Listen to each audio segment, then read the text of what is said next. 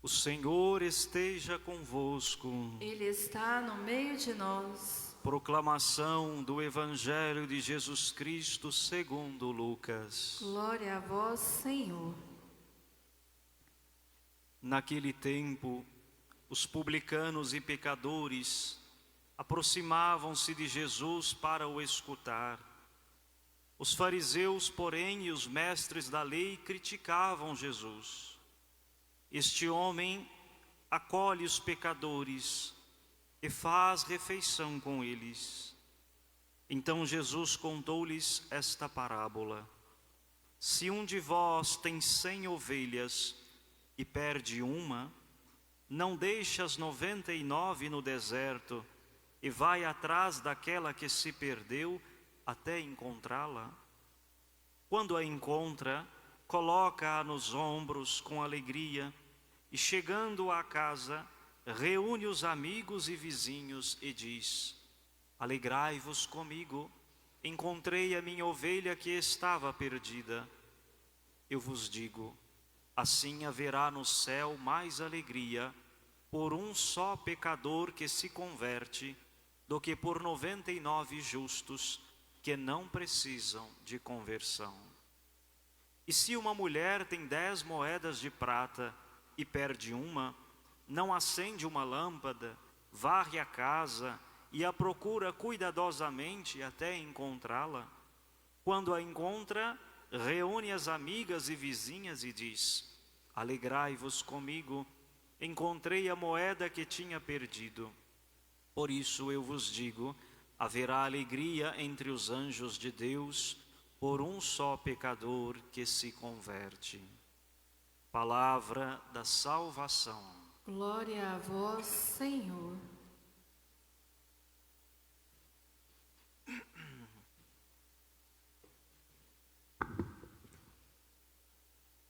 Queridos filhinhos, é isto mesmo. Desejo chamar-vos de filhos, porque aqui exerço a paternidade sacerdotal. E quando chamo a cada um de vocês de filhos, é como se Deus mesmo estivesse olhando para o coração de cada um neste momento e dizendo isto que eu vos digo: queridos filhinhos. O Evangelho de hoje nos apresenta duas parábolas para explicar um pouco o mistério da condescendência de Deus, a misericórdia de Deus, que não quer nos atenhamos a isto, que nenhum de seus filhos se perca, que nenhum de seus filhos se perca, mas que trilhando um caminho que é árduo, que é espinhoso, que é difícil, mas não impossível, chamado de conversão, possamos todos chegarmos ao conhecimento da verdade. Verdade esta que buscamos a vida inteira, não como uma indagação filosófica, o que é a verdade? Interrogando Jesus, Pilatos pergunta a ele: o que é a verdade? E ele afirma categoricamente: a verdade não é uma ideia, a verdade não é uma ilusão, como as tantas que vivemos na nossa vida.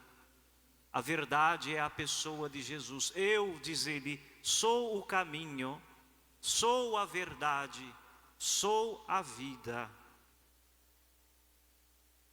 Se colocando à mesa com os pecadores e publicanos,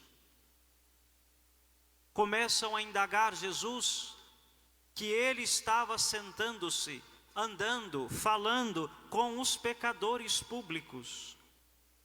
E Jesus apresenta estas duas parábolas, que somada a uma outra é o coração do Evangelho de São Lucas.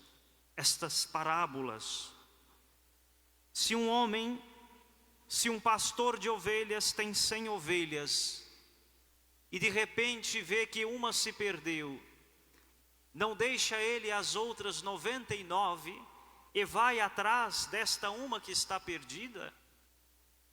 Quando encontra esta ovelha, faz festa, coloca sobre os ombros, atraz com carinho e se alegra e convida que outros se alegrem, porque aquela que estava perdida foi encontrada. Se alguém perde uma moeda, parábola de hoje, não acende logo uma lâmpada, observa debaixo da cama, procura esta moeda e quando a encontra, também faz festa. A parábola não está dizendo em si de ovelhas nem de moedas, está falando de cada um de nós.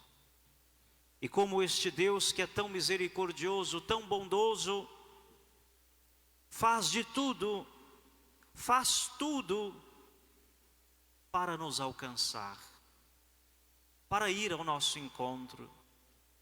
Veja que dicotomia. Em nenhuma outra tradição, em nenhuma outra filosofia, em nenhum outro pensamento religioso que não seja o cristão, Deus se rebaixa para vir ao encontro da sua criatura, que de criatura passou a ser filho amado.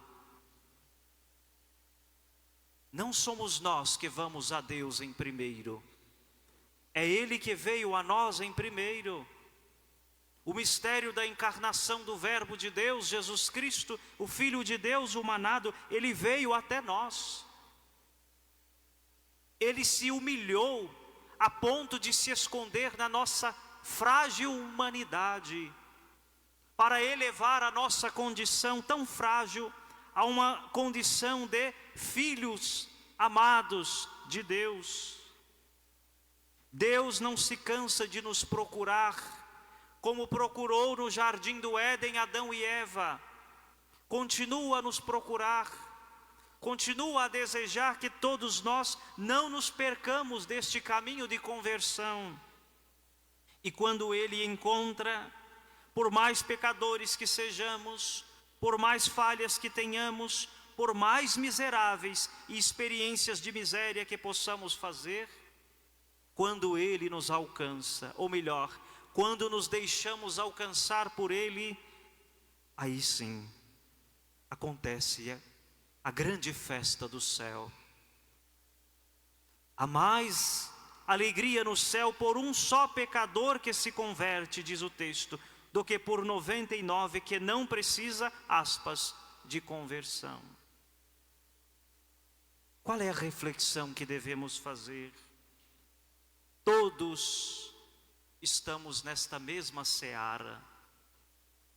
Nenhum de nós podemos sentar na cátedra da verdade que estabelecemos como juízes da vida dos outros, só porque já estamos num caminho de fé e de conversão. Nenhum de nós deve apontar o dedo para a vida dos outros, senão os alcançar também antes com o nosso testemunho de vida, com a nossa oração. É bem verdade, e eu também como sacerdote experimento este sentimento, de que quando fazemos experiência de Deus, na vida da graça, na vida do Espírito, nós temos um ímpeto tão grande de desejar que todos façam esta mesma experiência, que isto é latente no nosso coração. A gente quer gritar para o mundo, quer anunciar que este Deus é tão maravilhoso, que nos ama tanto, que quer salvar a cada um de nós. Mas cada um tem o seu processo, cada um tem o seu tempo, cada um tem o seu jeito, e neste processo, tempo e jeito, Deus alcança cada um de nós. Deus alcança cada um de nós. Meus irmãos, meus filhos, abramos, pois, o nosso coração, para entendermos que nós somos esta ovelha errante, perdida tantas vezes, que precisaremos ser encontrados sempre.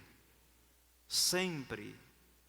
Afinal, a conversão não é um momento, não é um dia, não é uma condição sentimental ou eufórica, A conversão é um processo que se dá até o último segundo, até o último sopro da nossa existência.